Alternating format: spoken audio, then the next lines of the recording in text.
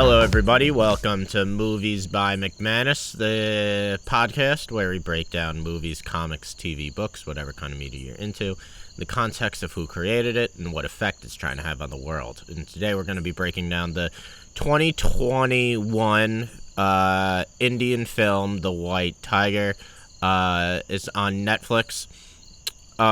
So this is a movie that it's based on the 2008 book by Aravind Adiga, and this film kind of like took a while to get off the ground. So the movie rights were sold 2 years after the book was produced, but they kind of wanted to they wanted to have the budget necessary. The director of this, Ramin Bahrani, was always attached to direct, but it took some time because basically budget reasons. He wanted to make sure that this was done the right way. He thought that like this is a very important movie kind of for India. So it took a while until Ava DuVernay, who she's an American producer who's produced, like, if you ever watch The 13th, the documentary on Netflix, or like Selma, or the When They See Us, the Central Park 5 miniseries that kind of just came out. She's a director. She's more known as an executive producer, but her and Priyanka Chopra, who Chopra. Okay, or that's Chopra. not what you said. No, Chopra. Priyanka Chopra, who married to Nick Jonas, obviously, and kind of just like one of the more well-known stars from India, basically, was attached to this. That like finally production started in 2019.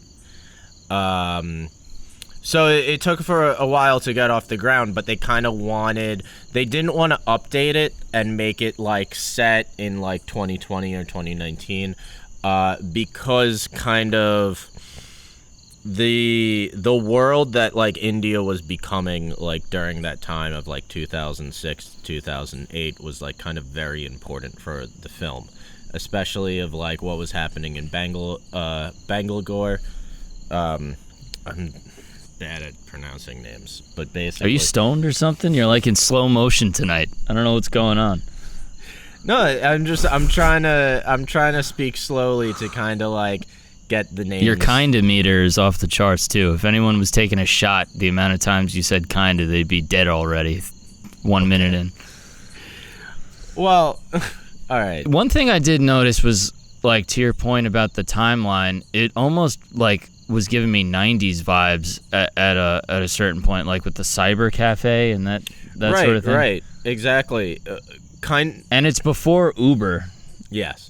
So, yes. I mean, that plays a part into it, too. That plays like, a part of it. The whole business model is essentially like a not as good version of Uber. Yeah, basically. You know? It's basically like, I'm the king of the taxis. It was basically, because in 2008, or 2006 to 2008, how India was changing, especially with the kind of globalization and these American companies coming in, outsourcing coming in, and that kind of is happening in the background. Like, the main kind of struggle of Balram, the main character, and Ashok, the rich guy he drives for, it is kind of this class struggle Of course, that's the whole movie. In this kind of caste system that India has, where you belong to your caste, and that's kind of like your set position in life, and it's a divine set position,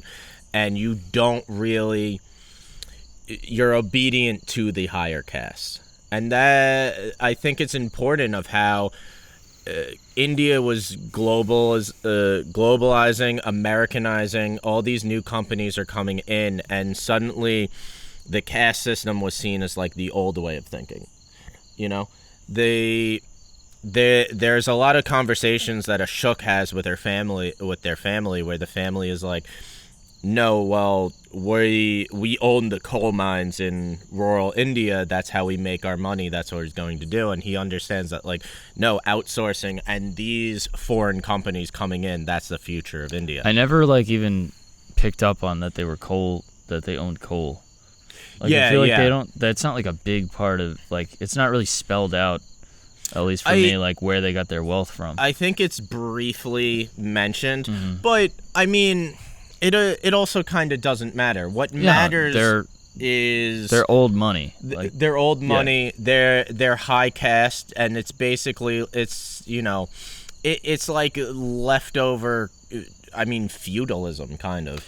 yeah, exactly. It's more the point. It's not necessarily important that they own the coal. What's important is that they own the land.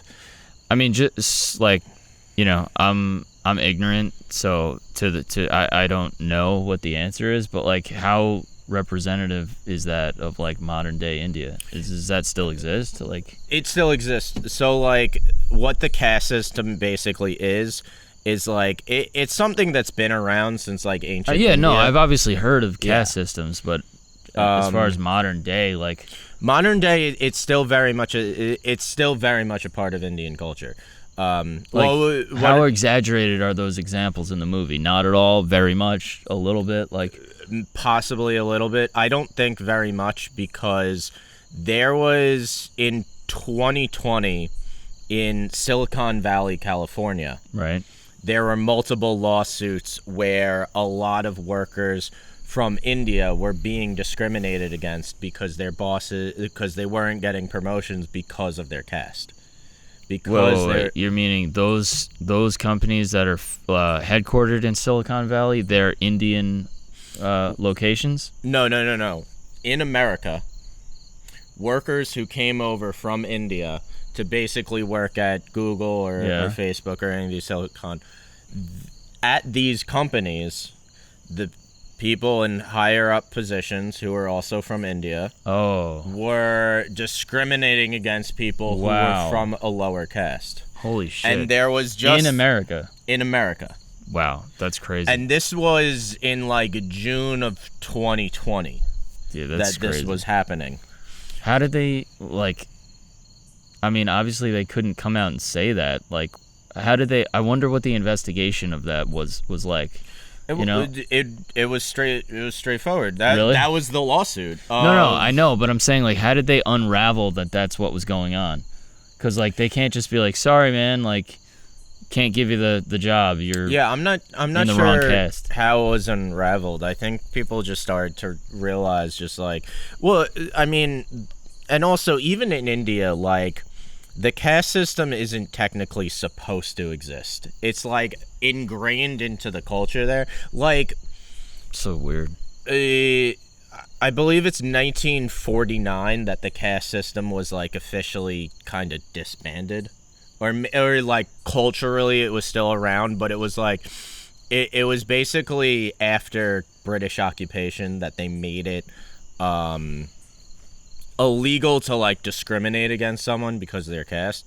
Because like I was saying before, so the caste system's been around since like ancient India, but it was more like kind of how feudalism was in like Europe, or like with kings and queens and lords, and like there was some social mobility, and by like the 1800s they had almost done away with it. Right. And it was when Britain kind of occupied India that it was brought back.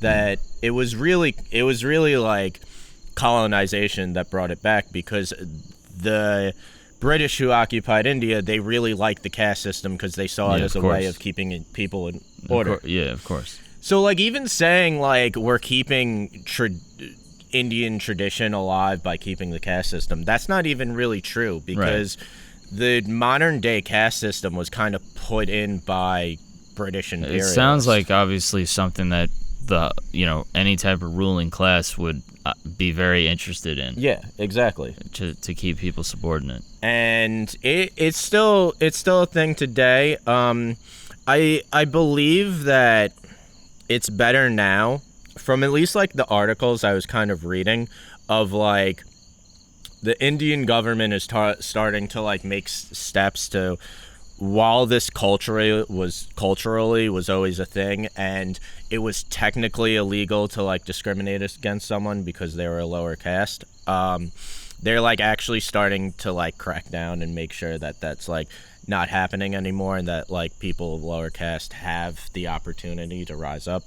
And I do think like obviously what's happening with globalization and outsourcing isn't 100% positive, but and Americanization of like kind of Indian culture, like obviously you can't say that everything that's happened because of that is positive, but I do kind of think that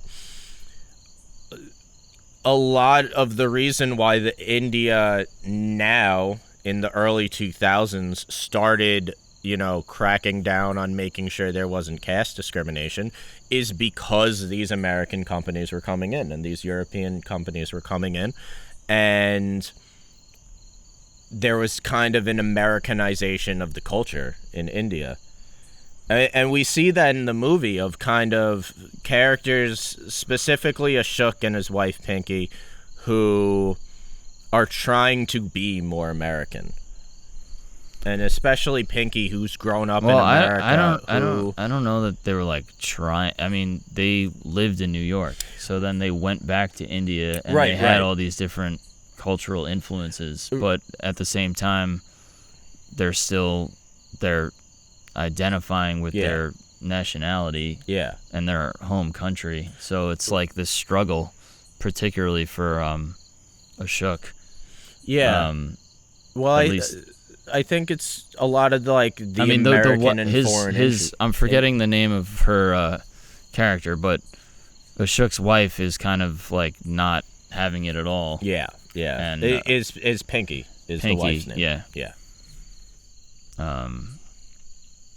But this is a really good movie, first and foremost. It is. I really like. I like how because we've talked about a lot on this theme of kind of like how we're all about like eat the rich and fuck rich people. Well, I was gonna. I mean, that's your thing. I'm not. I don't like the rich, but I don't get into the whole eat the rich thing. I think it's a little weird. No, but usually there's also just like this like I don't like billionaires. I just don't care. There's also this like fetishism of like communism and socialism that like I don't really think people understand all the way. Right. I'm the biggest Bernie Sanders supporter in the world, but at the same time, like, there's people that throw these tags around. I'm just suspicious of anything that becomes hip. You know what I mean? Yes, I agree, and I say like. Well, no, hold on. I agree with you in the sense that I think it's interesting that this movie was around so long that it was optioned in 2008, 9, or 10 because honestly, it fits right the fuck in with a lot of shit that's come out. A la Sorry to Bother You. Yes, or Parasite. Exactly. It's very And that's what I was kind of saying of like, I kind of feel like maybe the reason where maybe like a filmmaker from India would be more ahead of the curve of it was kind of because of this globalization that was happening in India during that time. Because you had all these foreign companies coming in, that maybe he came up with this theme basically before it became popular in America. Well, I mean, just as far as when it came out and stuff, you have to wonder like those decisions that get made that says, okay, well, there is now a path for this movie because we've seen these types of films be popular. Exactly. It's got even like some revenge porn in it a little bit. That sort of thing. And even like these modern techniques, like at the end where he breaks the fourth wall. That's not that didn't used to happen back in the day. Like, I don't know if it didn't used to happen. I'm sure it did, but like in a major movie like that. Yeah. I say there's more old school film techniques, maybe at least like story wise. For one thing, there's a lot of narration in this movie, which is something you don't really see too much anymore. a lot of modern movies have kind of moved away from narration, and this movie uses narration a lot. It uses that plot device of basically like, this is an older Balram who's writing an email, and like, this is the story he's telling. That was cool. There was a lot of interesting things that they did technique wise, like how they have him writing the email and then they show him meeting with the Chinese president at the end, and the Chinese president looks at him like he's a crazy person. Yeah. That was interesting. Another thing was interesting was it kept kind of playing with reality, where you're like, he's like, I wonder what they're doing to my family, and it shows them literally like his grandmother being stabbed. Yeah. That obviously didn't happen. Then there's the moment where he like tells Ashok that he's thinking about killing him. Yeah. And at first you're like, did he just fucking say that? Yeah. But then obviously he must have said something else. Yeah, there's a lot of blurring, like... Yeah. Well, there's a lot of blurring because, one, this is a story he's telling, and you get that image of how much of this actually not so much how much of this actually happening, but, like, is what I'm seeing on screen literally what happened? And sometimes it's really over the top and you can tell it's not, and then other times, like that scene where they pull up to the hotel and Ashok has the bag of money and he's like, oh, I was thinking about bashing your skull in and taking your money. Yeah. Like the way that they shot that is so not over the top, like right. that you're like, exactly. What the fuck did he just say? Exactly. But then and I like too that they don't really explain what he actually said. Yeah. But you know that it was something else. Yeah. Like that type of those techniques were really interesting. Something that I like about this movie of what you were saying before of just like you're suspicious of anything that's hip. Yeah. Basically, is that you can tell this movie, while it has a negative view of rich people, it doesn't necessarily have a negative view of like capitalism. No, because he's an entrepreneur. And I find that interesting that... Yes, I agree. Maybe that's because 2008, globally, there was a more positive view. People had a more positive view of capitalism back then. But also they do this thing now, too, which we've seen a lot in modern movies where they don't necessarily wrap it all up with like a happy ending. Yeah. Like on paper, maybe it's a happy ending, but you're also sitting there like, wait, we're happy about a protagonist who's a murderer. Yeah. And we're also happy about a guy who fucks people over to get ahead. Yeah. But you are rooting for him at the same time because you've been with him this whole movie. But at the end, he's basically...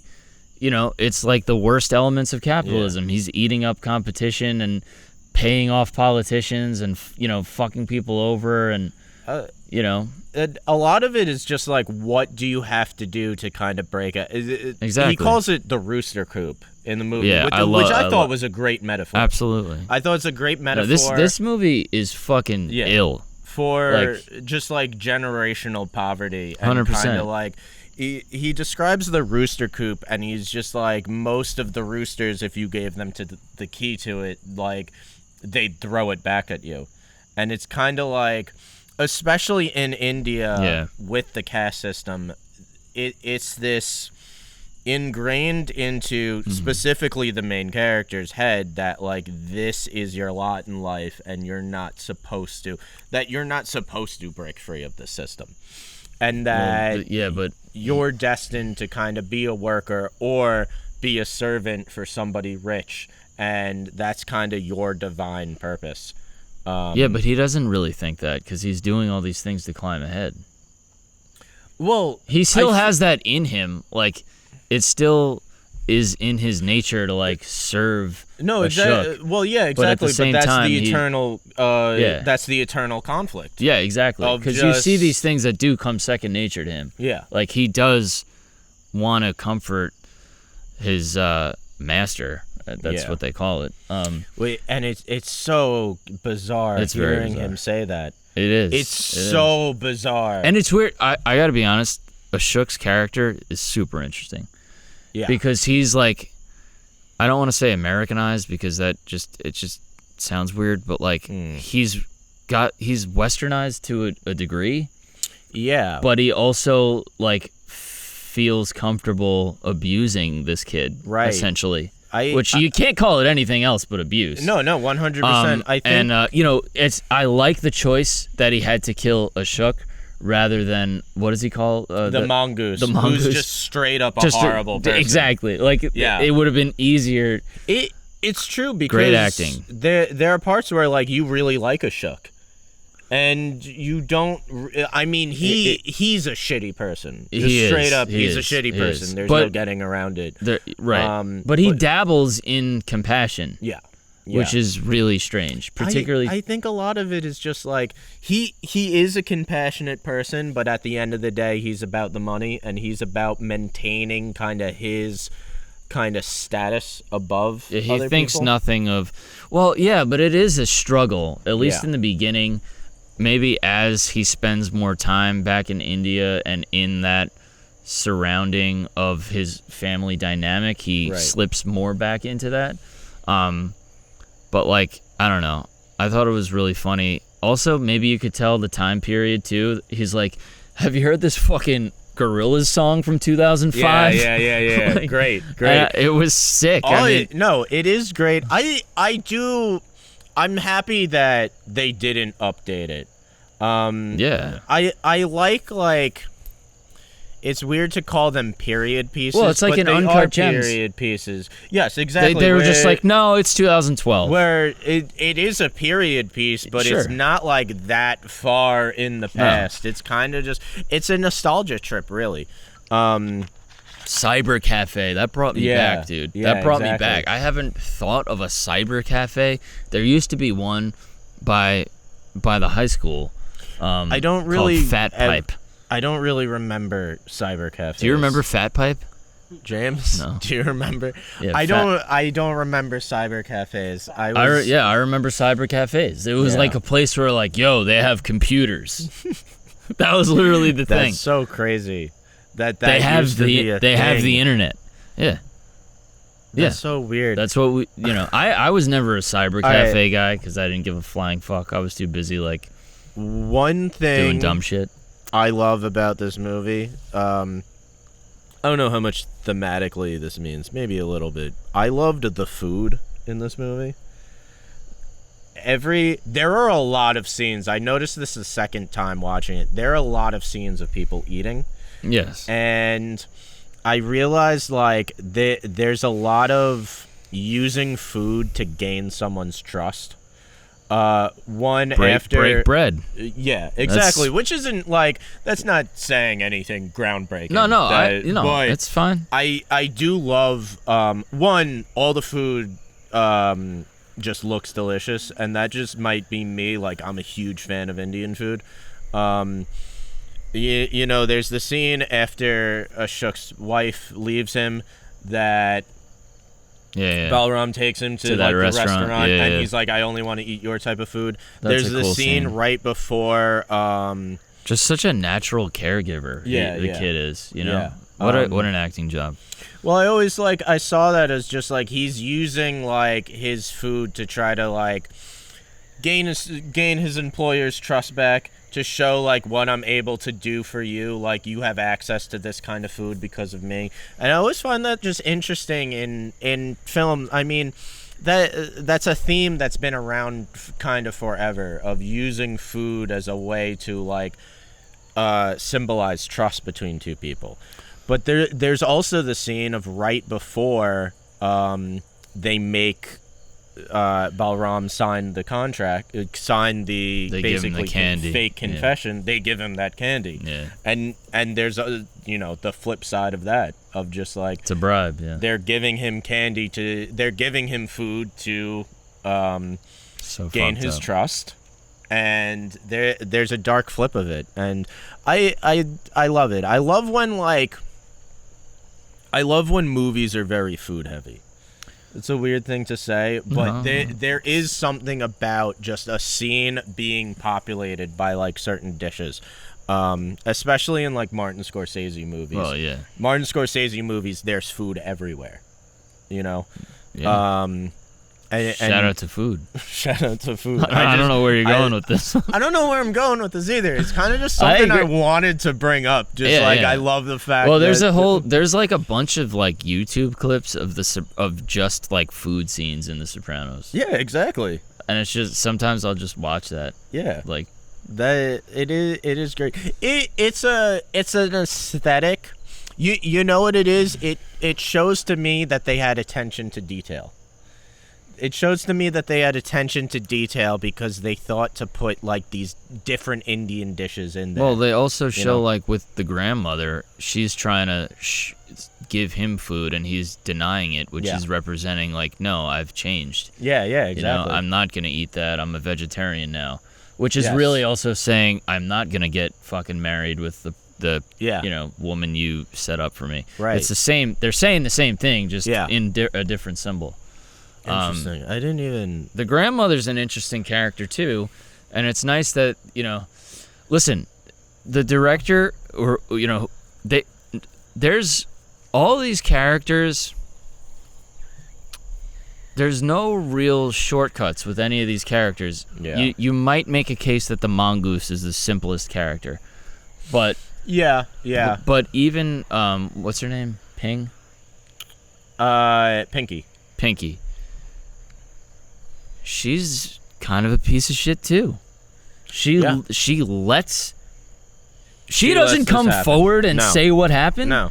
She wants to preserve her she wants her survival. And she was the most vocal about the fact that the caste system is bullshit. And dude, that was a great choice to have her be the person. Yeah. Like they separated the responsibility around really well. Yeah. As far as the characters go. That was a great choice to have her, because she's the obvious hero leading up. She, in the beginning. Oh, yeah. Where it's just like exactly. she's the most vocally against the caste system and this is fucked up and let's be nice. And it is just like while she's vocally about that of just like, well, this system benefits you, so at the end she's going to go with it.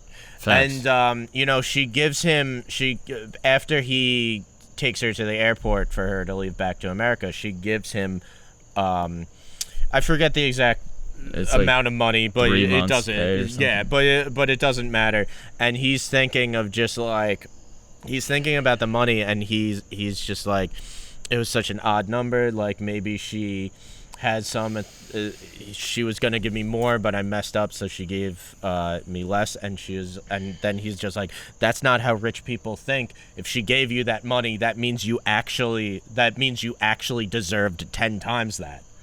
And it's kind of like the first time that like one line is very interesting to me because it's one of like the breaking over like that line of him finally realizing just like this isn't a harmonious relationship. These people are abusing me. And then he starts learning the trade of which I also kind of liked a lot. Yeah. The kind of like I guess manager of that garage. Who kind of teaches him like all the tricks and trades of which like, that was weird. Why was he living in that place? Why wasn't he living with them? That didn't make any sense. I guess that was like when they were in Delhi. Yeah, I'm not exactly sure. Like they have this driver dormitory essentially. Yeah, I'm not exactly sure if that's like a thing. I mean, maybe it is. That character was the guy with the fucked up face. He was a weirdo. Yeah, he's like, hey man, this is what we do here. We get fucking crazy. Like he's just like that guy. Like, all right, man. I kind of loved him. I thought. Shout out to that dude. Shout out to. Like, they like but yeah, when he was like picking up other passengers in their car and shit, I was like, man, you better be careful. Like, you don't want to get into an accident and then have to explain it. Yeah, they would fucking kill your ass. I like that of those like. I like the fake invoices shit. I'm gonna start using that one. just sending shit to my clients. Just like, sorry, fucking James, you do that? You do fake invoices? That's a good racket. Like, sorry, I liked how Somebody, they had this whole somebody kind of shot like me while I was editing your video. You got the medical bills, $3,000. I do think it's cool that they had this kind of like economy of drivers of different ways to screw Different over your scams. employees. And because it's brilliant, because rich people are so lazy, they just then they just do it. yeah. It's still like I cannot get over how uncomfortable it is to hear him call his employer his master. Yeah, I cannot get over how uncomfortable that is. I mean, maybe that's the point. I mean, maybe, they knew that a lot of the people seeing this were an American audience. I mean, it had American producers. So, one of the characters that I kind of like that I think made interesting of the kind of prime minister character. The great socialist. How they call her the great socialist. Well, she was just full of shit. And she was just full of shit. But I think that's kind of what she it's was saying. just like a mafia boss. Yeah, basically what modern movies, and it was what you were saying before of just like you're like suspicious of anything that's hip. Modern movies is just like, yeah, capitalism is good, and this one is kind of like, look, socialism is not that much better. Honestly. You mean modern movies are saying capitalism isn't good? That capitalism isn't good. And this movie is kind of saying, like, look, rich people are going to use whatever economic system they can to screw you over. If it's a socialist country, and they're going to use socialism. And at the end of the day, it's like, does it really fucking matter? I mean, we know the Prime Minister of India in this movie, she claims to be all about the poor, at least in public. She calls herself the great socialist in public. And we know from her private conversations that she's just only about helping the rich. And she's pretty much only about making sure that the people who are in power stay in power. And she's about taking bribes, too. Straight up. It's all about money. That's how politics is, man. I mean, like, a lot of people at the top are fucking... they're not socialists. They're sociopaths. Yeah, exactly. And, it's a good character. It's interesting. I mean... That's how politics is, man. Yeah. I mean, it's like you get behind. Just look at Ed Markey now. Like Ed Markey, who, like, shout out to Ed Markey. He's all about the Green New Deal, but it's only because his constituents are all like super progressive Green New Deal people, and they helped him get reelected.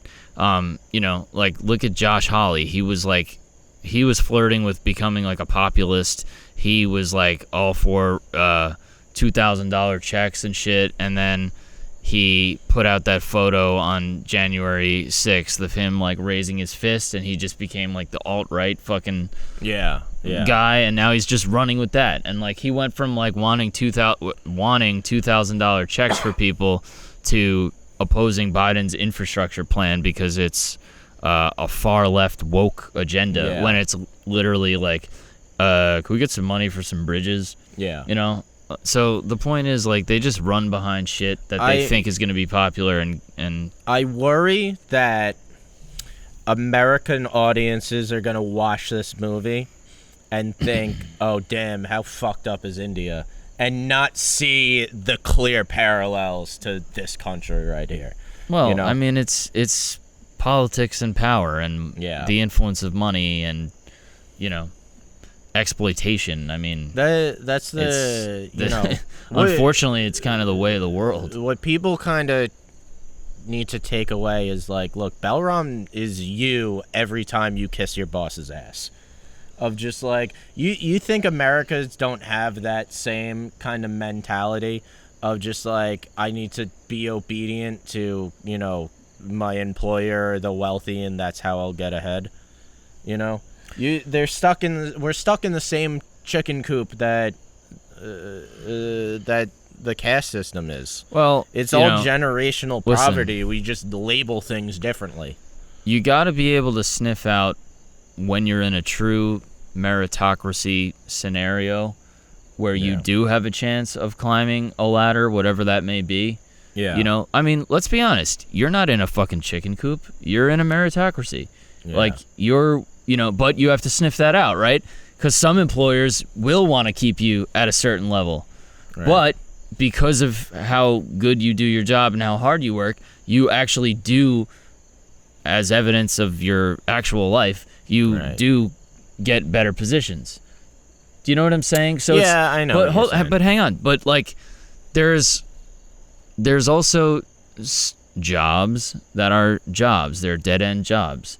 Yeah. The boss employee dynamic is just one of, you are a cog, you accomplish this. The longer you stay in that and think anything is going to come for you, is it's a waste of time. Now, some people are in that chicken coop and they can't get out for economic reasons, and they feel like, that gets into a whole nother thing with no paid medical leave and no child care and no health care and this and that, where, that's where it's going to take real changes in this particular country. I don't know the dynamic of India, but you have, there's a lot of factors that go into play of whether you're in a chicken coop or not. Yeah. Yeah. That's my opinion. I mean, I don't think it's right to say that every situation is a chicken coop. All right, maybe not. Well, I'm just saying. I'm not disagreeing with the point at large. I'm just saying, like, that comes down to a lot of different factors: economic factors, socioeconomic factors, family, again, political, government programs versus no government programs. Yeah. I mean, a lot of the whole unemployment stimulus check things, like, how many stories did you hear where because someone got a stimulus check, they were able to take off a day to go apply for a better paying job and then got that job, whereas without the stimulus check, they literally can't take one day off of work. Or they put their stimulus check into GameStop Bitcoin. and flipped it. Yeah. There's another point I wanted to make. I forget about. And now I forgot it. Fuck. You just wanted to talk about food again. I don't want to talk about food again. I agree about with food you. enough. I agree with a lot of this. With like. Well, you want to burn the whole government down, so. No. So do I. Okay. But you want to kill Jeff Bezos. A lot of people were making comparisons to like Parasite of this movie, which like. Well, I mean, do you have a driver and you have I can see that. But I feel like structurally, plot-wise, especially with like how it ends with a murder, but. Well, they both end with a murder. No. That's what I'm saying. Plot twist. Of like they both end with like the main character murdering their boss. Right. But Parasite's a banger too. Well, they both murder their boss for kind of different reasons. Balram murders Ashok for like very financial reasons. Part of it is that there's also revenge in it. Yeah. It's revenge. But it's a symbolic killing. Yeah, but there's a lot less of like Mr. Park murders, his employer. It's kind of like built up and it's just like out of nowhere, and it's kind of like I feel like Parasite is a lot more about rage than this movie is. This movie is more about like kind of breaking out of the cycles that abuse you. It's whether it's the caste system or just like whatever system we have in this country. Generational poverty is generational poverty, and it's. But you gotta ask, like, what is the big takeaway? Because again, he's a murderer. Yeah. And he takes advantage of people and fucks people over and kills the competition and bribes politicians. He's kind of became. Yes. He became. He became Ashok at the end. He literally did become Ashok at the end because he takes Ashok's name. Yeah, exactly. But he's just like, yo, I'm from these streets. Yeah. Believe that. Like, he's like, yo, he's like, dude, kind of... if I kill your kid, I got you. Like, I'm gonna own that. I like that. Like, what idea is that? What is that? Well, I like that idea of he represents the new India, the new capitalist India, of while Ashok and his family represented like the caste system India. He represents new capitalist India, and it's still he's a rich guy taking advantage of people. Like, yeah, maybe I don't know. Maybe the drivers are being paid better. I guess it's a murky ending. What I'm saying is it's a new system, but like it's still just rich dudes taking advantage of poor dudes. Yeah, man, dark shit. Dark shit. This movie doesn't end. I mean, it ends in a dark way. It's satisfying. I was happy to see Ashok go. Yeah, I was happy to see him go. He played himself. Congratulations. You played yourself. He was just an asshole. You know what? All right, so here's the thing. He had potential, but the entire movie he's talking about, like, all right, outsourcing and globalization. That's India's future, and like, if I can just go to Bangalore.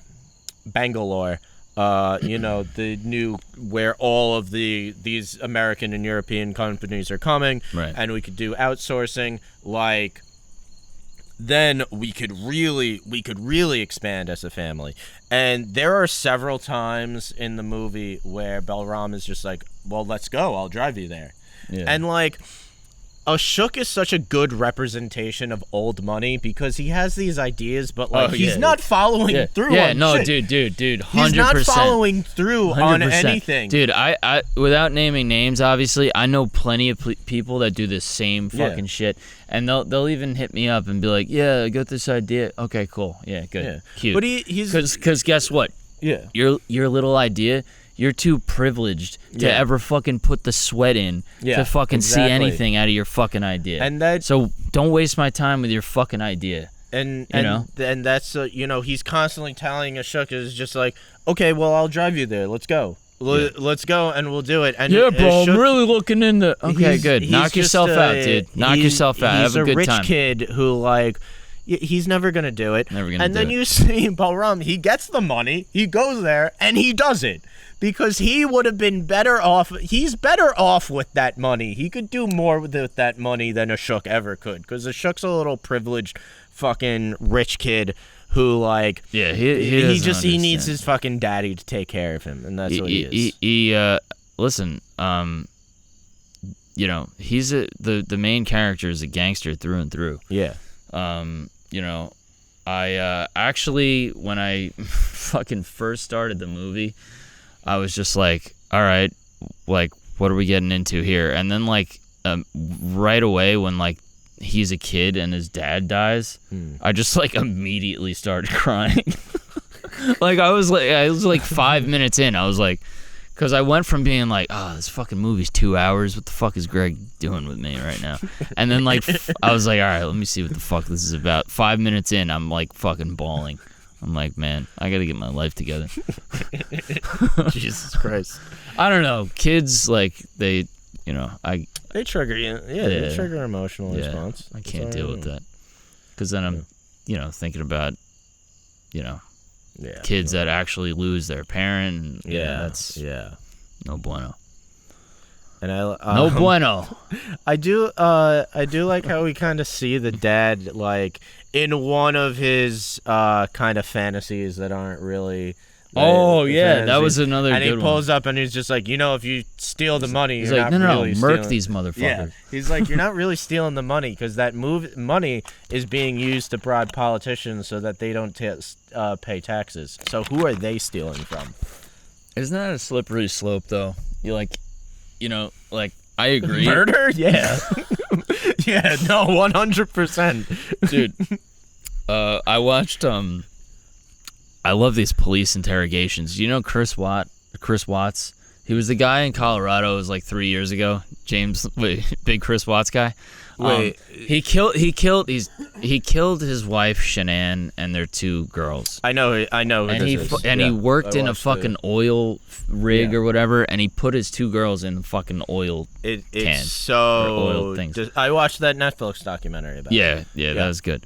But dude, he's in the interrogation room 2 fucking, however many hours it was, they condensed it down.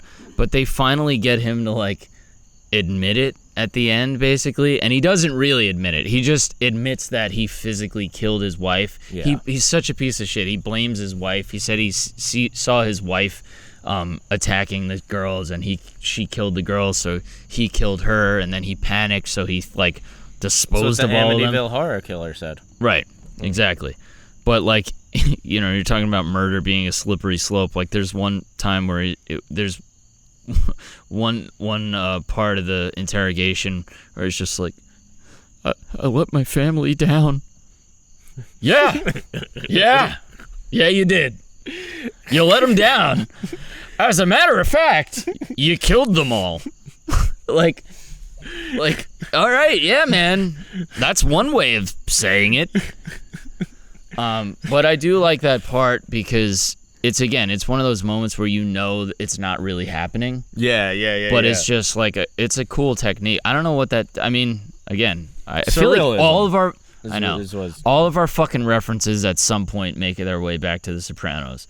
But, like, I remember being a kid and just seeing, like, the scene where, like, Tony's in, like, a Roman, like, emperor garb, and he's, like, fucking Bucco's wife. Yeah. Like, that type of shit. I've always been into that type of shit. You feel me? I don't know if we've had a single episode where we didn't bring up The Sopranos. Absolutely not. But I'm also, waiting on that fucking what? But also, like, nor should we go an episode without bringing up The Sopranos. Yeah. Wait, what were you waiting on? Fucking Many Saints of Newark, man. It's coming out next month. Can't wait. I think it's gonna. Are you going to any screenings? I'm not going to any screenings. No, I don't know. I don't know if it's gonna be theaters and on HBO Max. Yeah. It might be. I kind of want to go see it in theaters. I'll go with you. I'm not going to. No, I would have. Well, you went to the parties and all that. Yeah, I did. But if I was invited to any of the if I was invited to anything like that, I would have been. They would have told me by now. I wonder if David Chase and Joey Diaz are supposed to go on Rogan. Really? Yeah, that's what Joey Diaz said. That was a while ago. I met both of them briefly. I don't know how David Chase you met? Yeah, he was there. Yeah, he was. I don't know how much I'm allowed to say about this, but right. I mean, I don't think it fucking matters. But yeah, no, David Chase I met briefly. So you're on your IMDb, like you're safe to assume like you met some people there. I don't know why. Oh yeah. So I guess it's public information at a certain point. I always just get iffy about like what I can say, like especially. You don't have to say anything. You know. Yeah. Yeah. All right. Cool. Are we good? Yeah.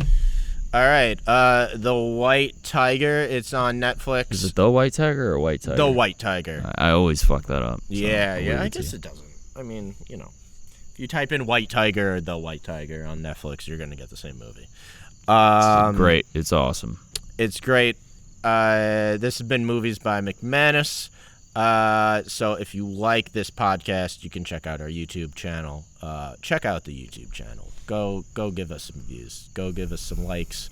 Did you see that guy that just straight up was dissing us in the YouTube comments the other day? Probably. He goes like, "You guys are worthless." He goes. It was on the Charles Manson thing. He goes, because people don't understand like that we're breaking down a book that says Charles Manson was was a CIA asset, and they were just like, obviously he wasn't, and he was just like, fucking, you don't read the fucking descriptions on the fucking things. This guy was going after us though. Yeah, he was just like. He's like, oh, I bet you make your mother real proud. I was just like, first of all, I'll find you and kill you and bury you. That's off rip.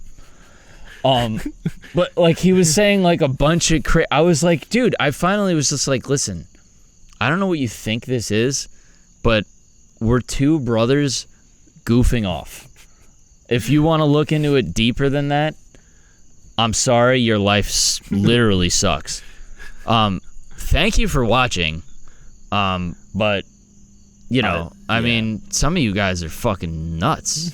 You know, there was a straight up race war breaking out in the comments the other day.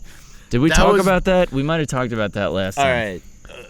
I literally was like, I brought up how... Where's the 10-foot pole? Because I brought up about how Harmony Korine had a short film where he was in blackface. Right. And they scrubbed it from... And they basically scrubbed it from all existence because he didn't want anyone to know. And Megyn Kelly came out of the woodwork and was like... And someone was in the comments fucking defending blackface. Yes. Like a fucking goddamn YouTube crazy person. Oh, man. Yeah, but this one guy, I don't want to say he got to me. It was memorable because I'm like, how do you have that much hate? Yeah. Like, because I was trying to be light with him, like, oh, you know, we're just goofing off. And he's like, well, you're fucking worthless. And you're only here for the views. Like, what do you think we're doing here? Yeah, we're sitting here just counting the cash. Like, I was really hoping fun, to start like moron. a huge investigation, a government investigation into whether Charles Manson had worked for the CIA or not. Yeah.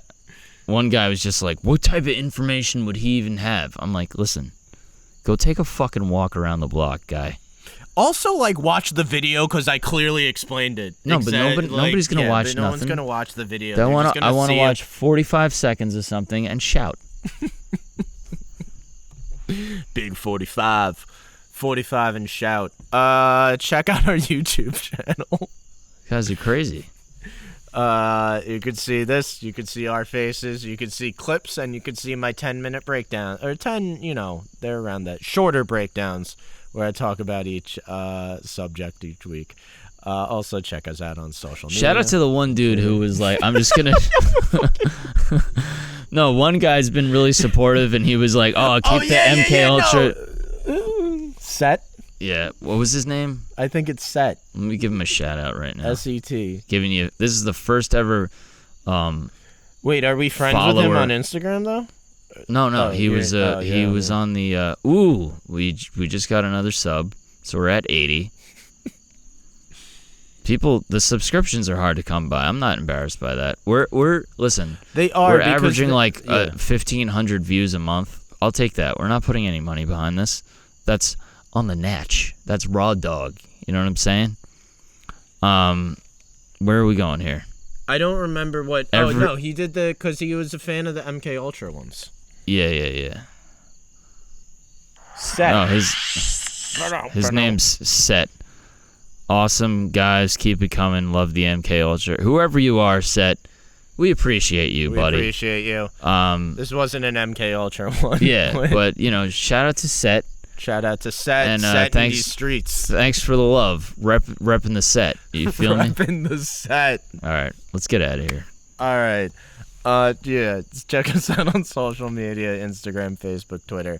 And have a good night. Yep, peace.